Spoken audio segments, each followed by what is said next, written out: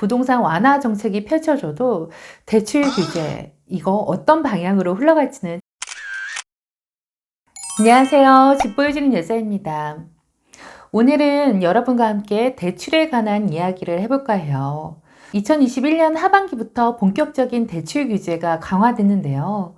물론 그전부터 정책적인 세금 규제라든가 여러 가지 규제들로 인해서 집을 살 때 여러 가지 상황을 고려해야 되는 상황들이 만들어졌었습니다. 거기에 추가적으로 올해부터 시작된 미국발 금리 인상이 가속화되면서 여러 자산군들이 영향을 받고 있는 모습들을 보실 수 있으실 텐데요. 그럼 향후에 금리 인상 같은 외부적인 요인이 해결이 된다고 한다면 결국 내부적으로 남게 되는 규제는 세금 규제와 대출 규제가 되는데요. 특히나 집을 매수하려고 하는 사람들에게는 세금 중에서도 취득세와 대출 중에서도 DSL 규제가 가장 큰 걸림돌이 됩니다.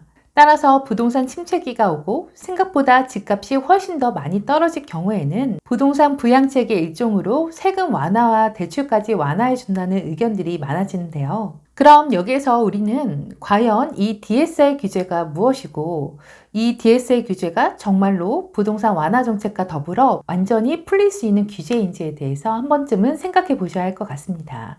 DSR이란 간단히 얘기해서 차주 소득 수준에 맞춰서 대출 한도를 제한하는 규제예요. 따라서 연소득이 낮으면 대출금도 줄어들고 연소득이 높으면 높을수록 대출 한도도 늘어나게 되는 거죠. 그래서 일부에서는 고소득자들에게만 유리한 규제라고 비난을 하기도 하는데요. 사실 대출이 필요한 사람들은 소득이 높은 사람들보다는 소득이 낮은 사람들이 확률이 높죠. 그래서 향후에 이 DSR 규제가 폐지가 되거나 완화가 된다고 하면 대출을 받지 못해서 집을 사지 못했던 많은 사람들이 주택시장으로 진입할 수 있는 여력이 커지게 됩니다.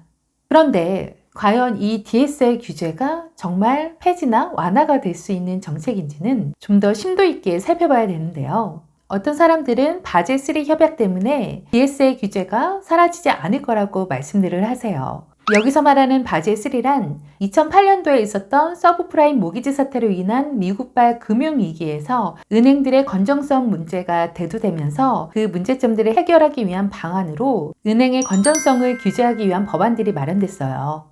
이 법이 바젤3 협약이라고 하는데요. 그럼 이 바젤3 협약이랑 DSR이랑 무슨 상관이 있느냐라고 궁금해하실 분들이 있으실 것 같아요. 바로 대출 중 위험 자산을 구분해서 그 위험의 가중치를 부과하는 데서 DSR이 생겨나는데요. 기업 대출보다는 가계 대출의 위험의 가중치를 더 높인다는 게 문제가 되는 거죠. 예를 들어 기업이 2억의 돈을 빌렸다면 위험 자산에는 절반인 1억밖에 안 잡혀요. 하지만 가계대출로 2억을 빌렸다면 2억 전체가 위험자산에 잡히게 됩니다. 그러니 은행 입장에서는 가계대출보다는 기업대출에 더 우호적일 수밖에 없는 거죠.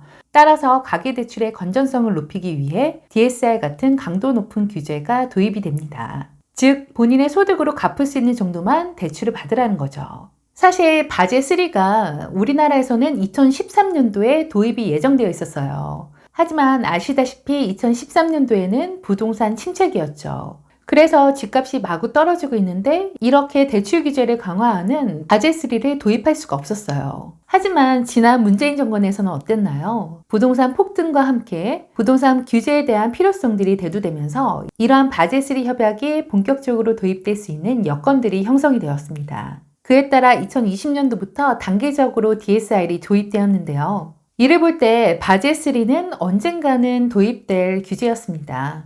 따라서 일부에서는 대출 규제를 완화한다고 해도 이미 도입된 이런 바젤3 협약 때문에 DSR을 쉽게 폐지할 수는 없을 거라고 얘기하고 있어요.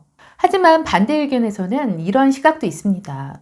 우리나라는 DSR이 도입되기 전부터 LTV 한도도 타 나라들에 비해서는 굉장히 낮은 편이고요. DTI도 도입시키고 있어 대출 비율 대비 자기 자본율이 꽤 높은 상태였어요. 그리고 이미 주요 금융사들이 가계대출에 대한 위험 가중치를 올려놓은 상태라 DSR을 완화시킨다고 해도 은행 건전성에 위험을 끼칠 영향은 극히 적다는 의견도 있습니다.